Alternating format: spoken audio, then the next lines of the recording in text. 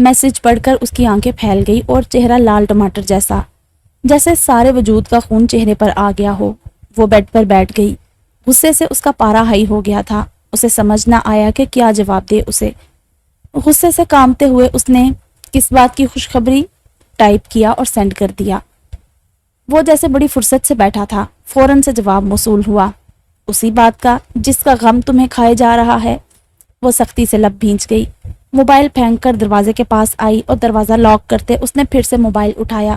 اس کے نمبر پر کال کرتے دو ٹوک بات کرنا چاہی، پر اس کی کال جاتی رہی، دوسری طرف سے بڑی بے نیازی سے اگنور کیا گیا۔ کال اینڈ ہوتے ہی اس کا میسج وصول ہوا۔ محبت کا دل کیا کہ اگر روزہ نہ ہوتا تو اسے دنیا کی عظیم ترین گالیوں سے نوازتی۔ میرا روزہ ہے بیگم، کال پر بات کی تو پھر سے نیت خراب ہو جائے گی اور سارے دن کی عبادت پانی میں، اس لیے فرصت سے بات کریں گے رات کو، تم اور میں اور ہماری وہ گزری رات۔ اس کا بے باک میسج پڑھتے اس کے ہاتھ کانپ گئے۔ وہ کس حد تک بے شرم تھا، کتنا بے باک اور بدتمیز تھا۔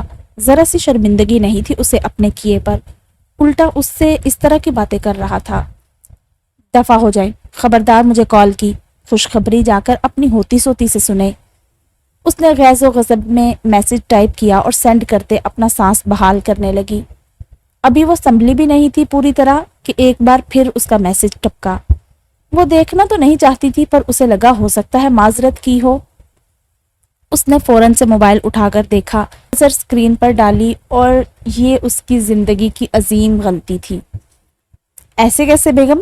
بیوی تم، حقوق تم نے لیے، احتجاج تمہاری طرف سے ہوا، محسوس مجھے صرف تم نے کیا اور خوشخبری میں دوسروں سے لوں، یہ کہاں کا انصاف ہے؟ بھلا کیسے ممکن ہے؟ مجھ معصوم کو سمجھاؤ۔ وہ بڑا محسوس ہو رہا تھا۔ لب بھینچ کر ٹائپ کرتے چیئر کی پشت سے ٹیک لگا دی اور کمپیوٹر کی اسکرین پر چلتی اس کی تصویریں دیکھ رہا تھا زوم کر کر کے۔ آپ ایک انتہا کے گھٹیا انسان ہیں۔ آپ جیسا گھٹیا اور ٹھرکی میں نے اپنی پوری زندگی میں نہیں دیکھا۔ خبردار آگے میسج بھی کیا، shut up, just shut up. Dash میں وہ کانپتے ہاتھوں سے میسج لکھ کر سینڈ کرتی ہانپنے لگی۔ اس کا چہرہ انار جیسا سرخ، آنکھیں شرم اور غصے کے بوجھ سے بھاری ہو گئی تھی۔ یہ اس کا شوہر تھا، اتنا بدتمیز۔ وہ اپنا غصہ دبانے کے لیے روم میں چہل قدمی کرنے لگی۔ اسے سمجھ نہیں آ رہا تھا جس طرح وہ وہاں سے بیٹھ کر اسے سرخ کر گیا تھا، محبت یہیں سے کوئی چیز پھینکے اور اس کا سر پھوڑ دے۔ دوسری طرف سبیل آفاق کا کہکہا پورے گھر میں گونجا تھا۔ ہاں، میرے گھٹیا پن کا تمہیں بہت اچھی طرح سے اندازہ ہو گیا ہوگا۔ ویسے کافی ٹائم نہیں ہو گیا خوشخبری سنانے میں؟ اس نے مزہ لیتے ٹائپ کیا، ساتھ پھر حیرت سے پوچھا۔ محبت کے ضبط کی حد ہو چکی تھی۔ وہ اس کے ساتھ زبردستی کر کے بھی کتنا مطمئن تھا، جیسے اس نے کچھ کیا ہی نہ ہو، اور کس جرت سے اس سے خوشخبری کا پوچھ رہا تھا، جیسے ابھی 2 دن میں اس کے بچے کی ماں بن جائے گی۔ اس نے ڈبڈبائی آنکھوں کو مسلتے ہوئے موبائل کی اسکرین کو دیکھا۔ کیوں، سفید چمڑی سے دل بھر گیا کیا؟ بہت چبھتا ہوا سوال تھا۔ اشارہ سیدھا عمیرہ کی طرف تھا، جسے پڑھ کر سبیل آفاق پہلے چونک اٹھا، پھر لب بھینچ کر کچھ دیر کے لیے موبائل کی اسکرین کو گھورتا رہا۔ بعد میں جانے کیوں لبوں پر طنزیہ مسکراہٹ بکھر گئی۔ پہلے تم سے تو دل بھر جائے، پھر اسے بھی دیکھ لیں گے۔ اس کا جواب محبت کو سکتے میں ڈال گیا۔ وہ پہلے حیرت سے پڑھنے لگی اور بعد میں دیکھا کہ کہیں غلط تو نہیں پڑھ لیا، پر وہاں وہی سب کچھ لکھا تھا۔ تو مطلب وہ مجھ سے دل بھر رہا ہے۔ ایک سوچ فوراً دماغ میں آئی اور اس کے دماغ کو سن کر گئی۔ بس مجھے اب طلاق دے، مجھے اور کچھ نہیں سننا۔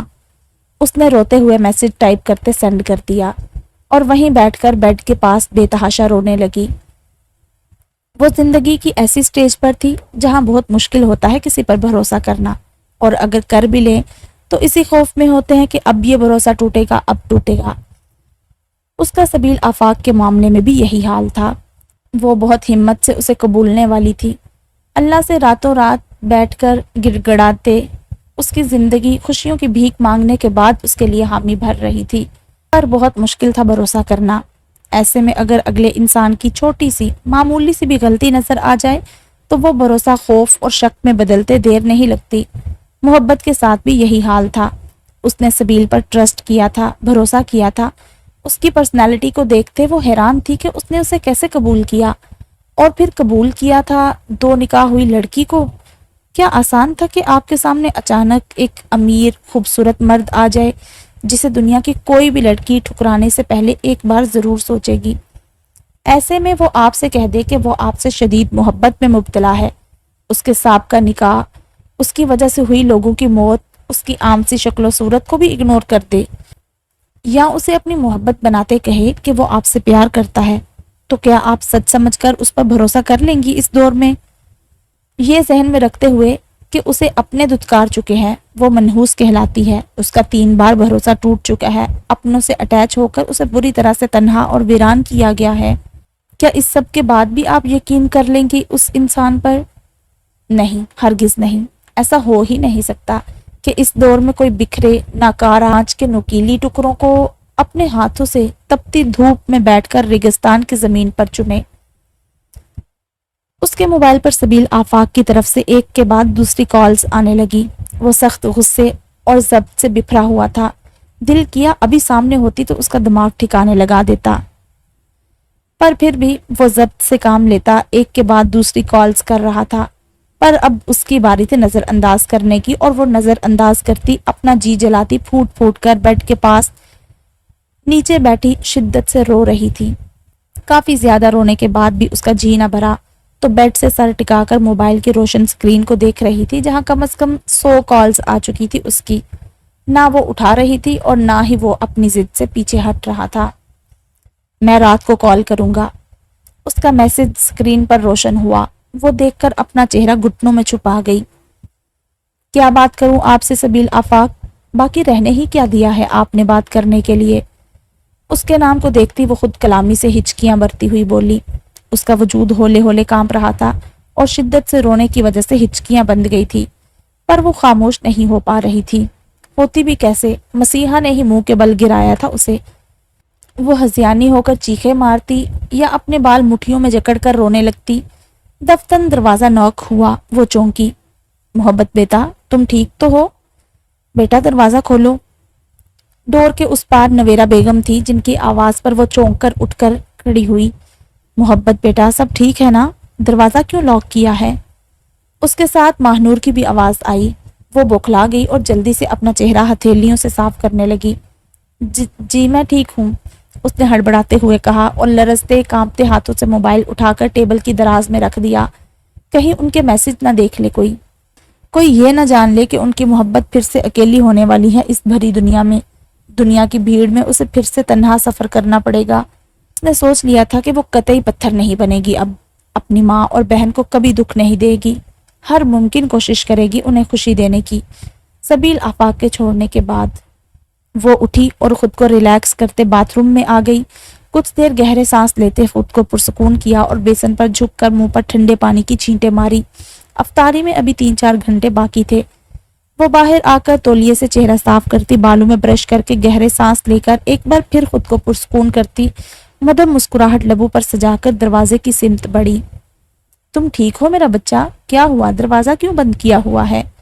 دروازہ کھلتے ہی نویرا بیگم تڑپ کر بولی۔ میں ٹھیک ہوں ماما، مجھے کیا ہونا ہے، ایسے ہی دروازہ لاک کیا تھا۔ اس نے اپنی ماں کے کندھے پر سر رکھتے ان کی جانچتی نظروں سے محفوظ ہوتی چہرہ چھپا گئی۔ تم روئی ہو؟ اس کا سوجا چہرہ متورم آنکھیں دیکھتی ہوئی نویرا بیگم پریشانی کے عالم میں اس کے چہرے کو دیکھنے کی کوشش کرنے لگی۔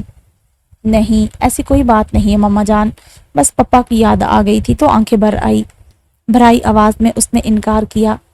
نویرا بیگم اسے لے کر اندر آ گئی اور ساتھ بیڈ پر مقابل بٹھایا۔ تم پھر سے ہم سے اپنا آپ چھپانے لگی ہو محب؟ انہوں نے شکوہ کرتے اس کا چہرہ ہاتھوں کے پیالوں میں بھرا۔ محبت نے بیگی آنکھیں اٹھائی۔ ماما، وہ پھوٹ پھوٹ کر روتی ہوئی ان کے سینے میں چھپ گئی۔ کیا ہوا ہے میری بچی؟ کیوں پھر اچانک رونے لگی ہو؟ وہ پریشان خود بھی آنکھیں پونچھنے لگی۔ جانے کب اس کی بیٹی کی زندگی میں مکمل خوشیاں آئیں گی، کب وہ انہیں ہنستی مسکراتی ہوئی آباد ملے گی۔ ماما، وہ مجھے پسند نہیں کرتا۔ ماما، وہ مجھے بار بار ہرٹ کرتا ہے، مجھے اس کے ساتھ نہیں رہنا۔ اسے میں پسند ہی نہیں ہوں، وہ بس مجھے تنگ کرنے کے لیے ایسا کرتا ہے، ورنہ اسے مجھ سے کوئی پیار نہیں ہے۔ وہ ان کے سینے میں چھپی بکھر گئی اور سب کچھ انہیں بتاتی گئی سوائے اس نشہ والی گولیوں کے۔ بس بس میرا بیٹا، رونا بند کرو، میں تمہیں بتاتی ہوں سب کچھ، رونا نہیں بس۔ ان سے یہ سب برداشت نہیں ہوا، وہ روتی اپنی بیٹی کو سینے میں بینچے بہلانے لگی۔ اگر آج ان کا شوہر زندہ ہوتا تو ایک بھی آنسو اپنی شہزادی کی آنکھوں میں برداشت نہ کرتا، پر وہ اپنے شوہر کی لاڈو پلی شہزادی کو بھی سنبھال نہیں پا رہی تھی۔ انہیں کیسے سکون دیتی جب ان کی محبت خوش نہیں رکھ پا رہی تھی؟ کیا ہوا محبت؟ ابھی وہ کچھ کہتی یا محبت سنتی، اسی وقت ماہ نور کمرے میں داخل ہوتی، حیرت کے جھٹکے سے اندر کا منظر دیکھتی ساکت رہ گئی۔ محبت آنسو صاف کرتی سیدھی ہوئی اور نفی میں سر ہلانے لگی۔ وہی نویرہ بیگم نے اپنی بیٹی کو خفا اور شکوہ بری نظروں سے دیکھتے سخت ناراض ہونے کا احساس دلایا۔ کچھ نہیں آپی، سب ٹھیک ہے، آپ پریشان مت ہوں۔ محبت سنبھل کر نفی میں سر ہلاتی ہوئی مسکرائی۔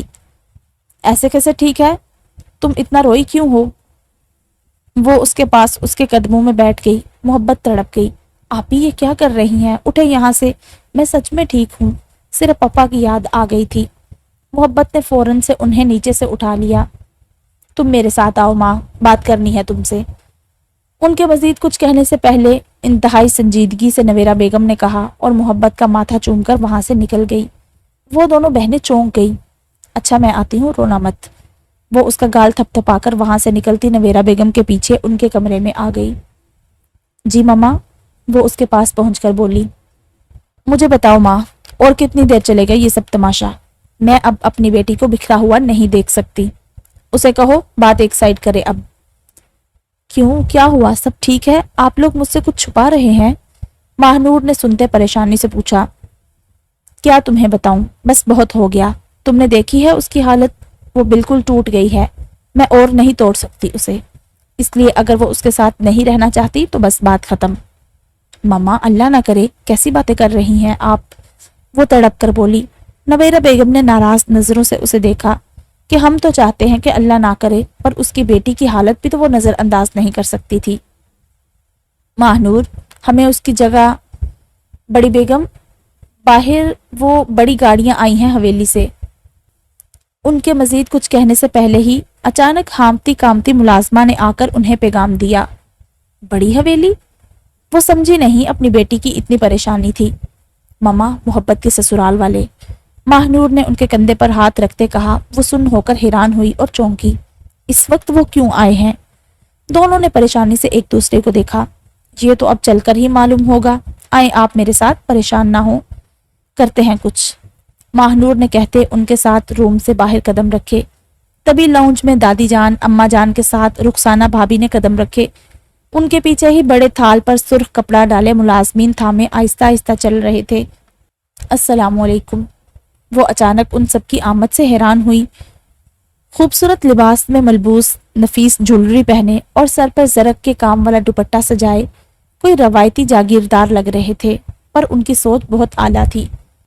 نرم گو، نرم طبیعت، اپنی شخصیت سے یکسر مختلف تھے۔ شخصیت میں رعب تھا تو لہجے میں مٹھاس، یہ جاگیرانیوں کی اپنوں کے لیے پہچان تھی۔ وہ ان کے گلے ملتی سلام کا جواب دیتی خوشگوار ماحول بنا گئی۔ اماں جان کے ملازمین کو اشارہ دینے پر سب نے باری باری مؤدب ہو کر وہ مخمل کے کپڑے سے ڈھانپے تھال وہاں سینٹر بڑی سی فانوس کی روشنی میں چمکتی سیاہ ٹیبل پر رکھے۔ آئیں، اندر آئیں، بیٹھے۔ نویرہ بیگم نے جلدی انہیں جگہ دی اور ساتھ آ کر لاؤنج میں بیٹھ گئے۔ ہماری بہو کہاں ہے؟ حال احوال دریافت کرنے کے بعد دادی جان کو پہلے اپنی بہو کا خیال آیا۔ نویرہ بیگم بوکھلا گئی۔ محبت تو ابھی طلاق کا مطالبہ کر رہی تھی۔ جی وہ اپنے روم میں ہے، میں لے کر آتی ہوں اسے۔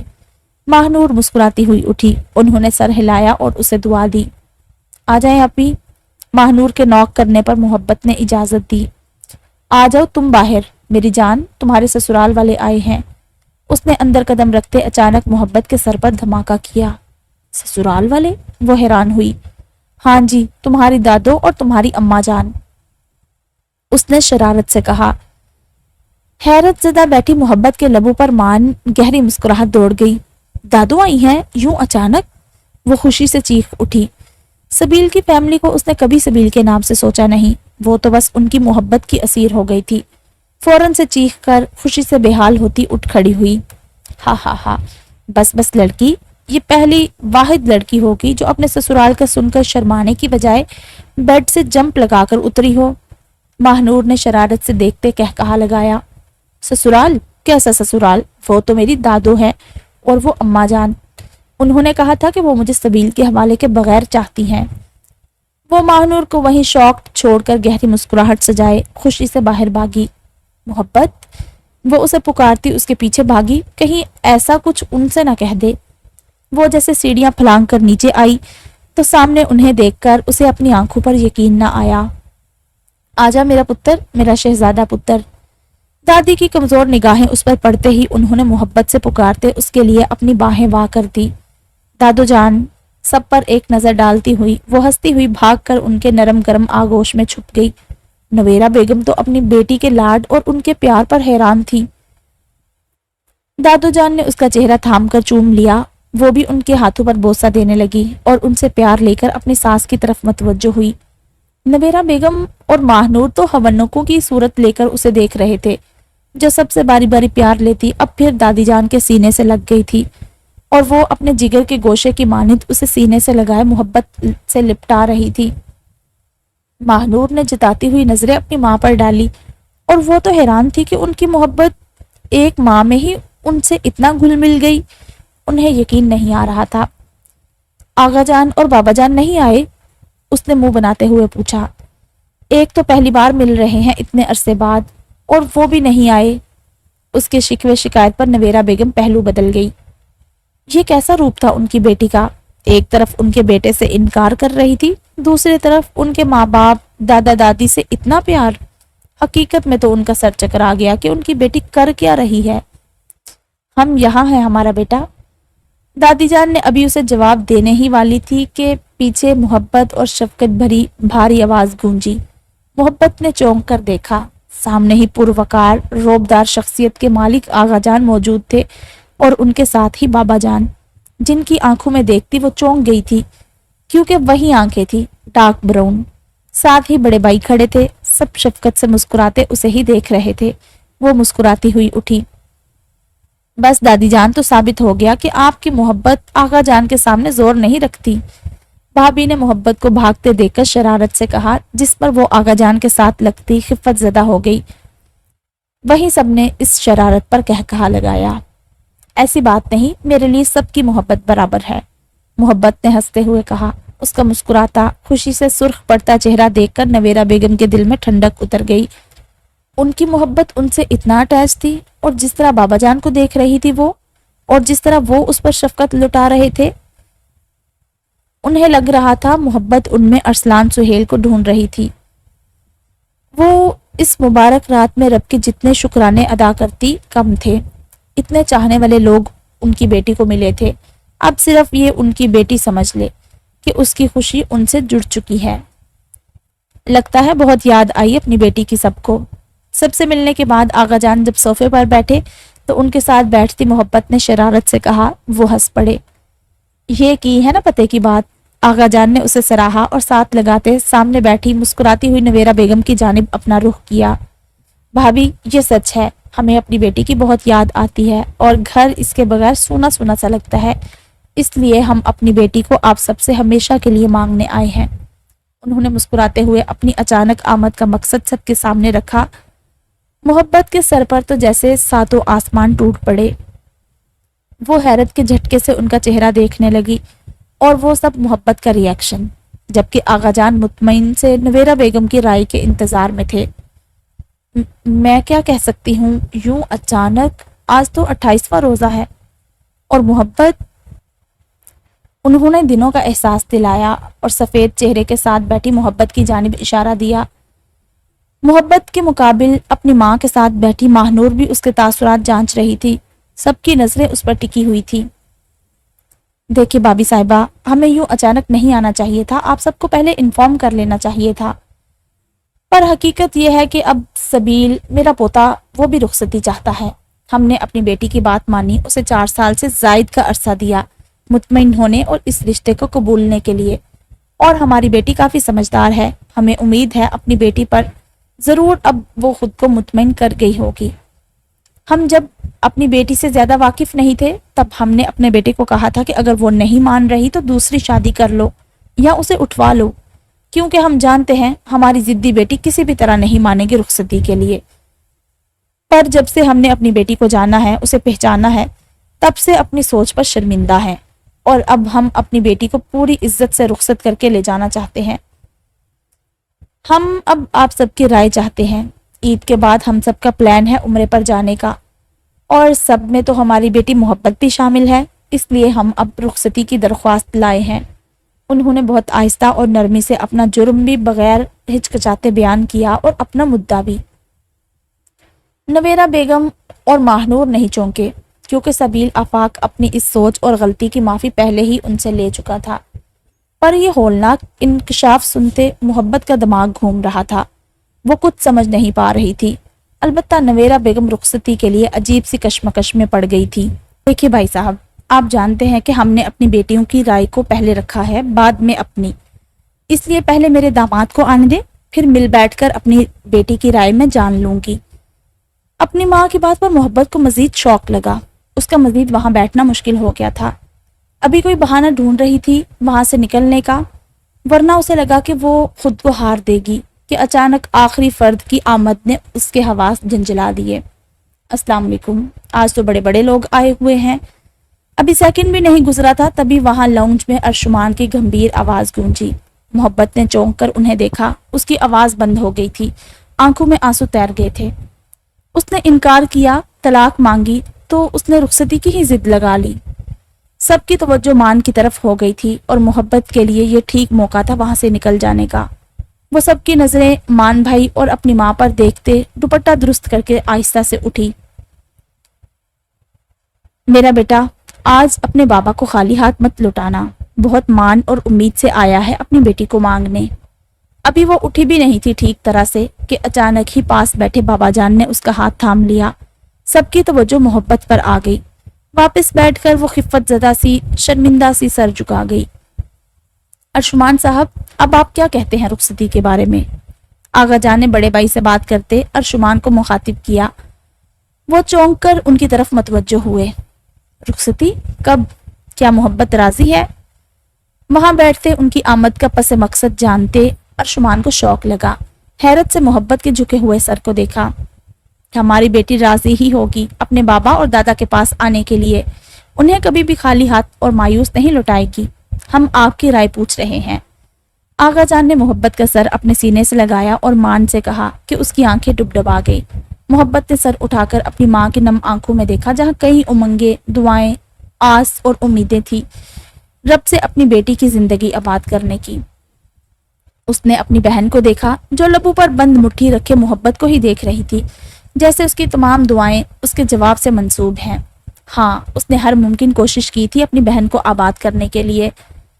محبت کو احساس تھا سب کا۔ اس نے مان بھائی کو دیکھا جن کی آنکھوں میں واضح تھا کہ جو بھی فیصلہ کرو گی اپنے بھائی کو ہمیشہ اپنے ساتھ پاؤ گی، چاہے دنیا روٹ جائے۔ اس نے پھر ایک نظر اماں جان کو دیکھا جو بیٹے کی شادی کے ہزاروں ارمان لیے اسے دیکھ رہی تھی، تو دادی کی محبت بے غرض تھی۔ بھابھی بھی اسے آنکھوں ہی آنکھوں میں کہہ رہی تھی کہ اپنے دل کی سنو۔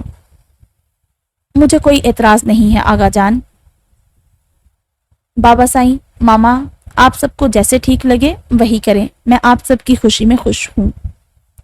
بہت ہمتوں اور توانائی سے کام لیتے محبت نے بہت مشکل سے یہ الفاظ ادا کیے۔ اس خود غرض انسان کے لیے نہیں، صرف اپنوں کے لیے۔ اس نے سوچ لیا تھا ان چند لمحوں میں ہی کہ وہ کبھی اسے معاف نہیں کرے گی، نہ ہی اسے کبھی اپنے پاس آنے دے گی۔ اپنا فیصلہ سنا کر وہ وہاں سے بھاگ گئی اور سب نے اسے فطری حیا کا نام دیا۔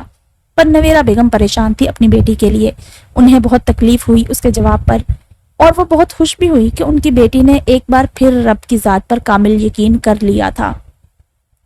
سکوت چھائے ماحول میں ایک دم خوشیوں کی لہر دوڑ گئی، فضا اس کے جواب سے مہک اٹھی۔ ماہنور کے مدم کہہ کہے ارشمان کی باتیں کچھ دیر میں تاریخ رکھی گئی اور یہ جان کر سب ششدر رہ گئے تھے کہ کل مایوں، پرسوں مہندی اور عید کی صبح رخصتی ہے۔ اتنی جلدی سب کیسے ہو پائے گا؟ وہ ہول اٹھے تیاریوں کا سوچتے، پر آغا جان، دادی جان اور اماں جان نے انہیں مطمئن کر دیا کہ زیادہ فکر کرنے کی ضرورت نہیں، ہر تیاری کے لیے حویلی سے ملازمین بھیجے جائیں گے۔ تاریخ فکس ہو گئی تھی۔ کچھ دیر پہلے جو محبت روتی اس سے طلاق کی ضد کر رہی تھی، اب وہی محبت سکتے میں بیٹھی اپنے منہ سے اپنے کیے فیصلے پر ساکن تھی۔ اس نے کیا کر دیا تھا؟ وہ اس کے پاس پھر سے کیسے جائے؟ پر اس نے سب اپنا فیصلہ اب رب کے حوالے کر دیا تھا، کیونکہ پہلے بھی اس کی چلتی تھی، وہی مالک تھا کل کائنات کا، بے نیاز بادشاہ۔ پر اتنا اس نے ضرور طے کیا تھا کہ تیار ہو جائے سبیل آفاق۔ پہلے آپ نے محبت کو مجبور کیا تھا، اب محبت کی باری ہے۔ وہ مطمئن ہو گئی، اسے اپنی تذلیل کا بدلہ چاہیے تھا، اور وہ سب کی موجودگی، سب کی سپورٹ سے وہ اچھی طرح لے سکتی تھی، کیونکہ گھر کے سارے افراد کو اس سے بے تحاشا محبت تھی۔ اور آغا جان کے مان کو سلامت رکھتے اس نے اپنی جان سے کھیل کر جو فیصلہ ان کے حق میں لیا تھا، وہ جانتی تھی کہ آغا جان کبھی بھی اب اس سے ناانصافی نہیں ہونے دیں گے، پھر چاہے اب سبیل آفاق ہی مقابل میں کیوں نہ ہو۔ تو اب تیار ہو جاؤ ٹارچر کے لیے سبیل آفاق۔ وہ مطمئن ہو کر مسکرائی اور اپنا موبائل نکال کر دیکھنے لگی، جہاں 1000 کے قریب اس کی کالز تھی جو کہ ابھی بھی جاری تھی۔ وہ شاید کب کا کرتا جا رہا تھا۔ محبت نے آہستہ سے اسے میسج ٹائپ کیا، بہت شوق ہے نا مجھ سے شادی کرنے کا، انجام کے لیے تیار رہیں۔ اس نے سینڈ کر کے موبائل آف کر دیا اور سکون سے لیٹ گئی، پر وہ انجان نہیں تھی کہ آج صرف اس کا وجود نہیں، اس کا قلب اور روح بھی مطمئن اور پرسکون تھا۔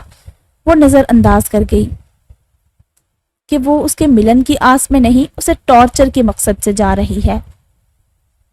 کیا اتنی جلدی؟ اسے جب ماہنور نے آ کے شادی کی تاریخ کا بتایا تو اس کی چیخ نکل گئی۔ ہاں جی، تم بہت جلد پیا دیس سدھارنے والی ہو، ماہنور نے کھلکھلاتے ہوئے کہا، کیونکہ ہمارے جیجو صاحب سے انتظار نہیں ہو رہا مزید۔ آپی، اس نے سخت احتجاج کیا، پر ماہنور پر ذرا برابر بھی اثر نہیں ہوا۔ وہ کہے پر کہا لگاتی مانی خیزی سے اسے دیکھتی چھیڑنے لگی، اور کچھ دیر میں اس کا ساتھ دینے بھابی جان بھی آ گئی۔ محبت کچھ نہ سوچتے ہوئے جا کر اپنی جان بچاتی ان سے باتھ روم میں بند ہو گئی، پر اندر بیٹھ کر بھی ان کی مانی خیز بے باک جملے سنتی رہی، جس سے وہ کان کی لو تک سرخ پڑتی جا رہی تھی۔ جان تو تب چھوٹی جب روم میں دادی جان کے ساتھ اماں جان اور ماما بھی آ گئی۔ وہ دونوں فوراً شرافت کا لبادہ اوڑے کھڑی ہو گئی۔ دادی جان نے انہیں ڈانٹتے ہوئے محبت کو باہر بلایا اور اس کے صدقے اتارے۔ نہ صرف دادی بلکہ گھر کے سارے افراد نے اس کے صدقے دیے اور دائمی خوشیوں کی دعا کے ساتھ سدا سہاگن کی دعا دی۔ سب نے ساتھ افطاری کی اور بعد میں چلے گئے۔ پھر صبح ہی حویلی کی جانب سے جانے کتنے ملازم وہاں آ گئے تھے۔ وہ تو اس سب سے جتنا حیران ہوتی اتنا کم تھا۔ اس کے دیکھتے ہی دیکھتے پورے گھر کو ایک دن میں دلہن کی طرح سجایا گیا تھا، بلکہ بڑے بھائی بطور ہیلپ کے لیے ارسلان ولا میں ہی موجود تھے۔ ارشمان بھائی نے بھی ہاسپٹل سے چھٹی لے لی۔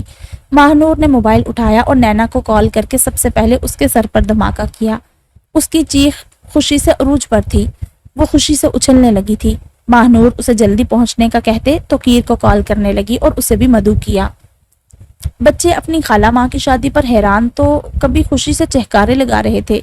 محبت کی روٹین وہی تھی جو ہونی چاہیے، وہ اپنی نماز، دعا اور تلاوت میں مشغول تھی۔ مایوں کی رسم لان میں منعقد کی گئی تھی، جس میں خاندان کے زیادہ لوگ متو نہیں تھے، چند آس پاس اور چند خاندان کے لوگ تھے، باقی سب حویلی کے تھے اور گاؤں کے۔ محبت کی مایوں اور مہندی کے لیے حویلی سے 2 گاڑیاں آ چکی تھی ملازمین سے بھری، زیورات اور کپڑے لے کر۔ چھوٹی سی چھوٹی چیز کا بھی اس کے لیے خیال کیا گیا تھا، یوں معلوم ہو رہا تھا جیسے بہت توجہ سے بہت پہلے سے سب تیاریاں کی گئی تھی۔ پر اسے یہ جان کر شوق لگا کہ سب شاپنگ سبیل آفاق نے خود ذاتی پسند سے کی ہے، اور وہ بھی ایک دن میں۔ وہ سہم گئی کہ اس کے ارادے کیا ہیں، پر اتنی بڑی فیملی کی سپورٹ دیکھ کر وہ پھر سے سنبھل جاتی۔ نویرہ بیگم البتہ بہت پریشان تھی کہ جانے کیا کیا سننا پڑے گا اس کی بیٹی کو مایوں میں، پر اس بار ماہ کے تیور خطرناک تھے۔ اس کے ساتھ بھابھی نے بھی ساتھ دیا ہوا تھا کہ کوئی کچھ کہہ کر تو دکھائے ان کی محبت کو، وہی منہ توڑ دیں گی۔ پورے گھر کو دیکھتے ہی دیکھتے سرخ، پیلے اور سفید پھولوں سے سجایا گیا تھا، جسے دیکھتے پہلی نظر میں ایک سجی ہوئی دلہن کا گمان ہوتا۔ پورے سفید روش پر سرخ پھولوں کی بارش کی ہوئی تھی، جیسے پھولوں کی چادر بچھائی گئی ہو۔ برقی جگمگ فینسی لائٹس کے علاوہ پھولوں کی چادر اوڑی ہوئی تھی اندر باہر سے گھر میں۔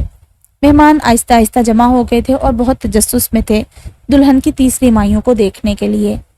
ماشاءاللہ ماشاءاللہ، اللہ نظر بد سے بچائے۔ فنکشن کے حساب سے ہلدی رنگ کی سفید نگینوں سے جھری ہوئی بھاری ساڑی پہنے ماہنور کا سراپا ٹھٹکانے کی حد تک حسین لگ رہا تھا۔ بیوٹیشن نے اس کے نقوش کو سنوار دیا تھا۔ وہ حسین تو تھی، مزید حسین ہو گئی تھی تیاری میں۔ اس کے ساتھ ہی ہلدی رنگ کی فراک میں بھابھی بھی بے انتہا خوبصورت لگ رہی تھی۔ وہ بغیر میک اپ کے ہی ماحول پر چھائی ہوئی تھی۔ ان دونوں کے قدم جب ایک ساتھ محبت کے روم میں پڑے تو ٹھٹک گئی دونوں، اور سامنے ہلدی اور گرین رنگ کے بھاری لہنگے چولی میں ملبوس محبت بیوٹیشن کے ہاتھ کی مہارت سے کیے میک اپ اور پھولوں کی جولری میں کسی اور ہی دیس کی پری لگ رہی تھی۔ ایک دن کے بعد بھی اس پر ٹوٹ کر روپ آیا تھا۔ زرق نگینوں سے سجا یہ مہنگا لہنگا سبیل آفاق کی پسند کا تھا، جو محبت کی فٹنگ اور ہائٹ کے حساب پر پورا اترا تھا، اور اس پر بھی کوئی کم چھیڑ چھاڑ نہیں کی گئی تھی۔ اسے بہت تنگ کیا تھا بھابھی اور ماہنور نے۔ ماہنور تو جیسے بہن ہو کر بھی اس کے سائڈ نہیں تھی، تنگ کرنے میں اسے پیش تھی۔ وہ دونوں اندر آ کر اس کی نظر اتارتی ہوئی ماتھا چوم کر اسے سراہتی اپنے ساتھ لے کر باہر پھولوں سے سجے جھولے میں لا کر بٹھایا، اور کچھ ہی دیر میں مایوں کی رسم بغیر لوگوں کی بکواس سنے شروع کر دی گئی۔ سب نظریں اتارتی اس شہزادی کی طرح بیٹھی مسکراتی ہوئی محبت کو دیکھتی رسم ادا کرنے لگی۔ سب سے پہلے گھر کی بڑی خاتون نے شروعات کی، جن میں دادی جان شامل تھی۔ انہوں نے رسم ادا کرتے محبت کے سر سے صدقہ اتارا اور ساتھ ماتھا چوما۔ خاندان کے لوگ حیرت زدہ منہ کھولے یہ منظر دیکھ رہے تھے کہ پاگل ہو گئے ہیں یہ لوگ، جو منحوس لڑکی کو بیاہ کر لے جا رہے تھے۔ عقل بند پڑ گئی تھی ان کی کیا؟ سب تماشے کے انتظار میں رہے، پر آہستہ آہستہ سب رسم ادا کرتے اس سے محبت کرتے جا رہے تھے۔ وہ جیسے محبت کا پیکر لگ رہی تھی۔ ڈھول شہنائیاں، مووی میکنگ، سب عروج پر تھا۔ مایوں کی رسم کم اور شادی زیادہ لگ رہی تھی۔ چھوٹے بڑے لڑکیاں لڑکے ہوٹنگ کرتے بغیر گانوں کے ہی اپنی محفل سجائے بیٹھے تھے۔ بھابھی کی پہرےداری میں جب ینگ پارٹی نے رسم مایوں ادا کی، پر چاہ کر بھی کوئی شرارت نہ کر سکا۔